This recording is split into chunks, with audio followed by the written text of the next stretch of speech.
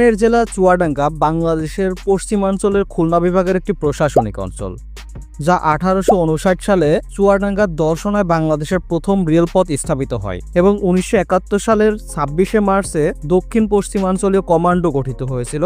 বাংলাদেশের প্রথম ডাকঘর চুয়াডাঙ্গা ডাকঘর চুয়াডাঙ্গায় স্থাপিত করা হয়। দেশের বৃহত্তম চিনিকল কেরু অ্যান্ড কোম্পানি চুয়াডাঙ্গাতে অবস্থিত 1938 সালে। চুয়াডাঙ্গা নামকরণ নিয়েও বেশ বিতর্ক রয়েছে। মনে করা হয় এখানকার মল্লিক বংশের আদিপুরুষ চুঙ্গ মল্লিকের নাম অনুসারে এই জায়গার নাম করা হয়েছে চুয়াডাঙ্গা।